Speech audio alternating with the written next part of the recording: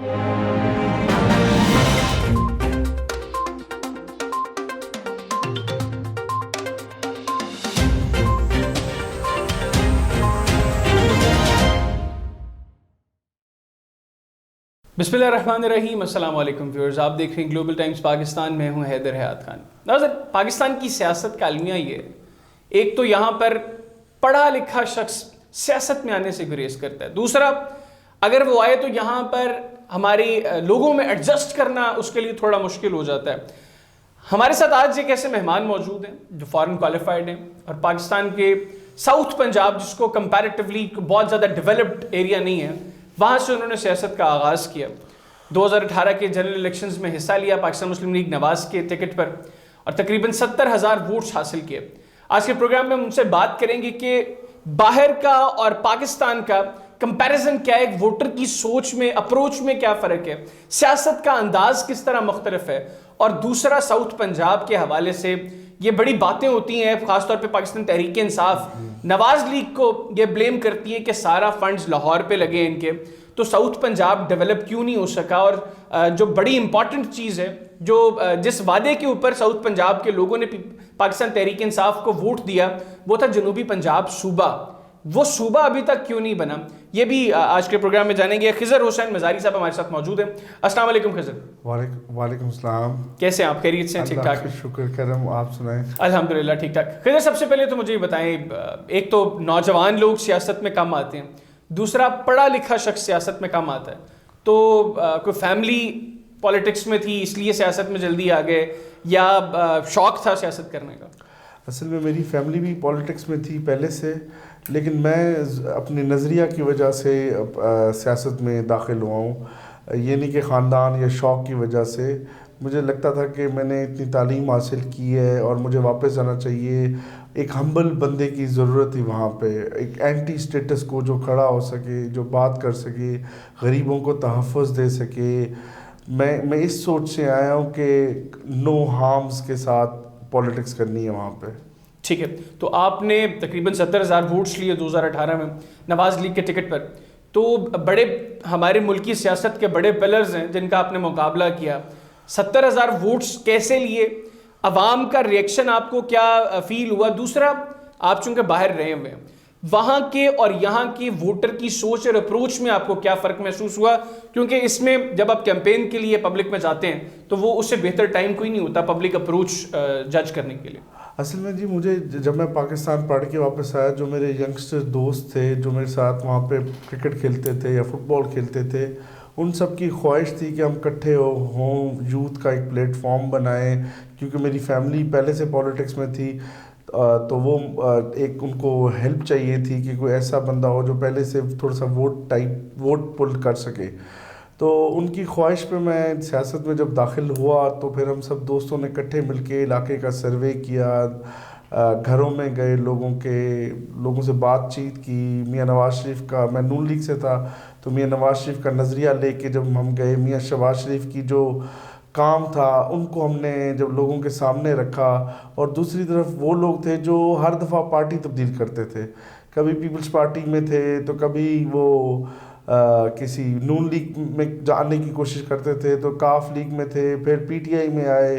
तो लोगों को पता था ये चेहरे वही हैं, लेकिन झंडा नया है लेकिन बंदे वही पुराने हैं, तो इनसे काम कोई नहीं होगा। तो हमने जब लोगों को अपना क्योंकि जब मैं वापस आया तो नून लीग की गवर्नमेंट थी, तो उसकी हेल्प लेते हुए जो दोस्त थे उनकी कोई मदद की या काम की, अपने इलाके में इम्प्रूवमेंट लाई, तो उनके बिहाफ पे फिर हमने इलेक्शन कंटेस्ट किया। ठीक है, तो आपने बाहर भी डेफिनेटली इलेक्शन प्रोसेस देखा होगा, लोग ख़ास तौर पर जो सियासतदान हैं उनकी अप्रोच क्या होती है, और यहाँ पर आकर आपने क्या महसूस किया उधर के सियासतदान में और यहाँ के सियासतदान की सोच और अप्रोच में और तर्ज सियासत में क्या फ़र्क है? एक तो वहाँ पे पॉलिटिकल पार्टीज़ बहुत ज़्यादा स्ट्रॉन्ग हैं, वहाँ पे इलेक्टेबल्स टाइप की कोई चीज़ नहीं है, वहाँ पे शख्सी वोट ना होने के बराबर ही है। एक आधा ब्रेडफोर्ड का हल्का है, जहाँ इंग्लैंड में जब मैं पढ़ता था वहाँ पे एक आज़ाद उम्मीदवार जीता था, उसके अलावा वहाँ पे पार्टी ना, या तो पार्टीज़ हैं या कम्युनिटीज़, हाँ पार्टीज़ हैं या कम्युनिटीज़ हैं। تو لیکن یہاں پہ پارٹیز ویک ہیں، مطلب شخصی ووٹ زیادہ ہیں. اسی وجہ سے تو میرے جو دوست تھے جو مجھے سیاست میں لے کے، تو ان کو کوئی کسی نہ کسی خاندان کی جو پہلے سے سیاست میں ہو یا جس کا عمل دخل علاقے میں ہو، اس کی ضرورت پڑ جاتی ہے. تو اس وجہ سے میں بھی آیا، کیونکہ ابھی پولیٹیکل پارٹیز ادھر بہت ویک ہیں. شہروں میں تو ڈیولپ ہو چکی ہیں، انفارچونیٹلی جو رورل ایریاز ہیں ان میں ڈیولپڈ نہیں ہے. اور دوسرا یہاں پہ نہ کوئی لیفٹ ونگ رائٹ ونگ ایسی کوئی بات بھی نہیں ہے. ادھر صرف پرفارمنس بیسڈ پالیٹکس ہوتی ہے، یا دکھاوے کی ہوتی ہے، جو چیزیں نظر آ جائیں، یا پرومس بیسڈ ہوتی ہے کہ وعدے کر رہے ہیں، وعدوں پہ سیاست ہوتی ہے. تو ایسے ہی اس ادھر کا نظام ہے، جو مجھے لگا ہے کہ اگر جمہوریت کو چلنے دیا جائے تو ٹائم بائی ٹائم لوگ بھی ایجوکیٹ ہو جائیں گے کہ انسٹیٹیوشنز کی کیا اہمیت ہے. کیونکہ اب جو بیسک ووٹر ہے اسے یہ نہیں پتا کہ قومی اسمبلی کا ووٹ کس لیے ڈال رہا ہے. میجورٹی کو پتہ بھی ہو سکتا ہے، لیکن کافی ایسے دوست ہیں جن کو نہیں پتا کہ نیشنل اسمبلی کا ووٹ کس لیے ہوتا ہے. ویسے ہمارے بہت سے صوبائی اور قومی اسمبلی کے ممبرس کو یہ نہیں پتا کہ وہ آئے یہاں پر کیوں ہیں. خیر ووٹر کی تو اپروچ ڈیفینیٹلی ہے ہی ہے، لیکن وہ لوگ بھی نہیں جانتے کہ ہمارے آنے کا مقصد کیا ہے. اب جو نیشنل اسمبلی کا ووٹر ہے یا پروونشل اسمبلی کا ووٹر ہے، لوگ اس سے کمٹمنٹ لیتے ہیں نالی، سولنگ، روڈ، جو کہ لوکل باڈیز کا سبجیکٹ ہے. انفارچونیٹلی ادھر ابھی تک ڈیموکریسی کیونکہ بہت امیچور ہے، ابھی ٹائم لگے گا میچور ہونے میں ڈیو ٹو مارشل لا.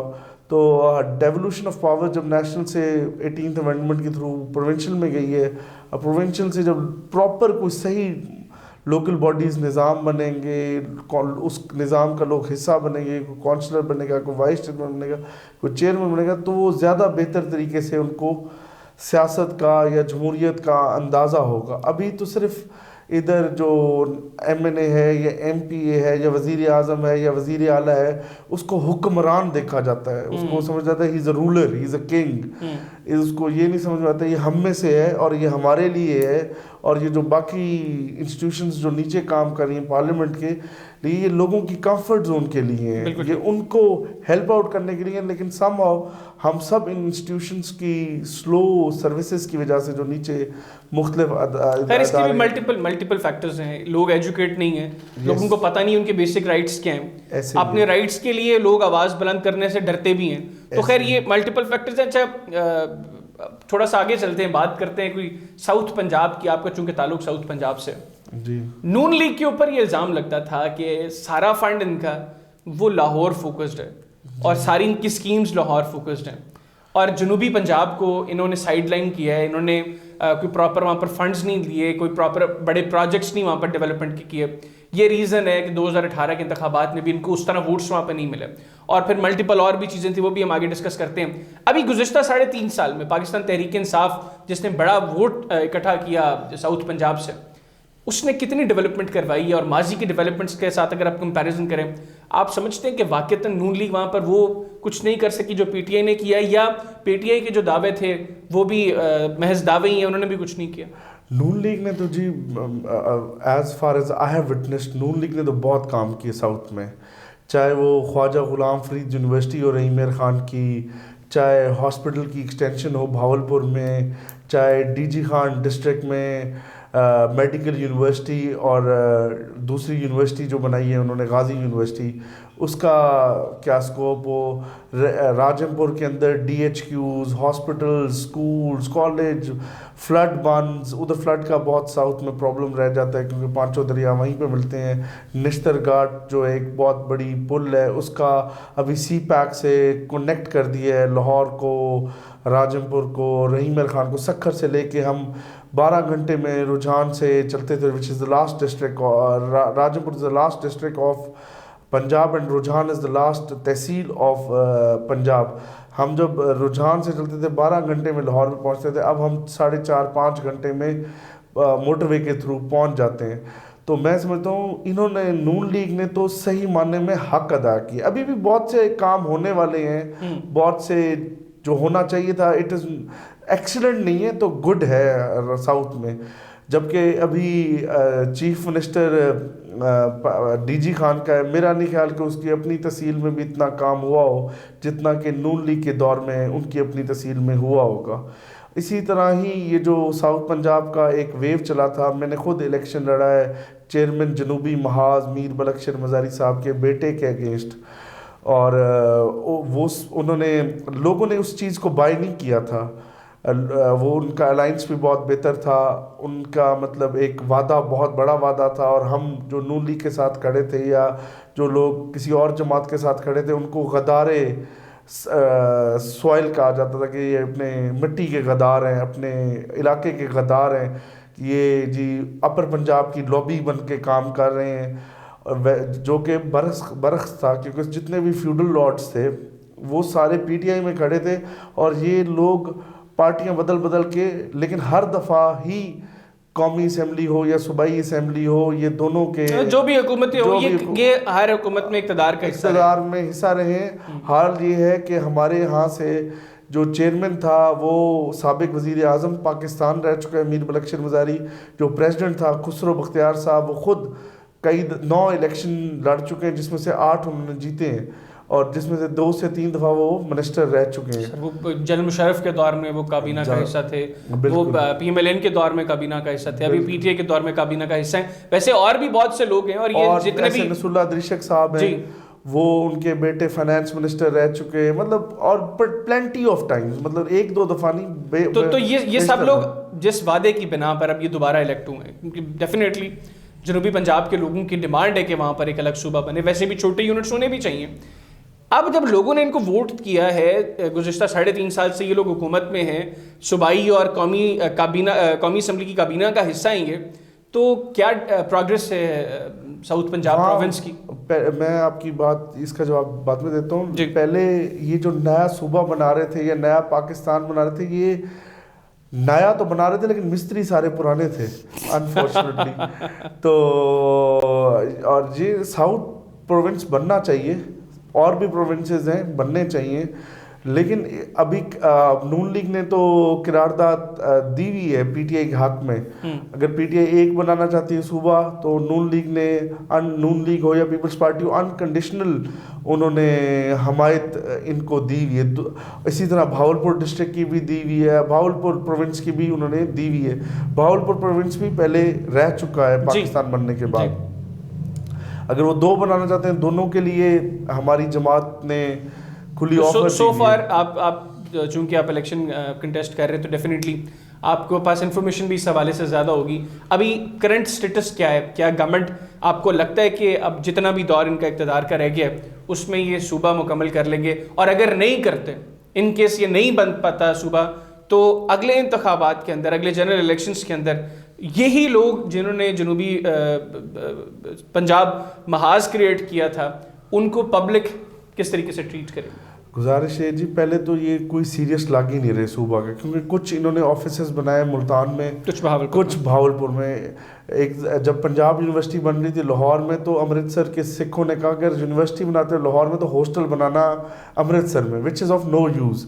مطلب اگر آپ کے ایک جگہ پہ آپ لوگوں کو پولیس کا آفس ہے بھاولپور میں, اور جو ایڈیشنل ڈپٹی سیکٹری ہے اس کا آفس ہے ملتان میں, تو وہ اس کا نہیں بنتا, سینس بھی نہیں بنتا, نہ ہی لوگوں کو ریلیف ملتا ہے اس طریقے سے جس طریقے سے دینا چاہتے ہیں. یہ جو انہوں نے سیٹ اپ بنایا ہے, یہ اگر 3 سٹیج پہ ایک فائل چلتی تھی, اب وہ 4 سٹیج پہ چلتی ہے, اور لوگوں کو فائدہ نہیں ہوتا. It's just a speed breaker for the progress of the people of south Punjab. اور ان کا کوئی سیریسنس نہیں ہے, ان کے پاس میجورٹی بھی تھی, اب تو یہ خود بھی پولیٹیکل انسٹیبلڈ گورنمنٹ ہے اس وقت, اور آج کل میں لگی ہوئی ہے کہ آج آئے گی کل جائے گی, کل کھڑی ہوگی تو پرسوں جائے گی. تو دے ہیو لاسٹ دا بس ناؤ.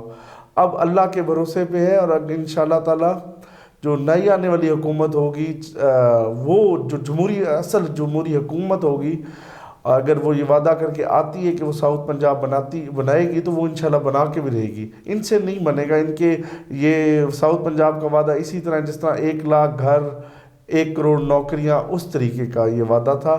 اور اب میرا خیال ہے کہ یہ وعدہ ہمیں پورا ہوتا ہوا کہیں سے بھی نظر نہیں آتا. بالکل ٹھیک, بہت شکریہ کزن, آپ نے پروگرام کے لیے وقت نکالا. ناظرین, خضر حسین مزاری صاحب کی گفتگو آپ نے سنی. آج کے پروگرام سے اتنی. اگلے پروگرام تک کے لیے حیدر حیات خان اور گلوبل ٹائمز پاکستان کی ٹیم کو اجازت دیجیے. اللہ حافظ. پاکستان زندہ باد.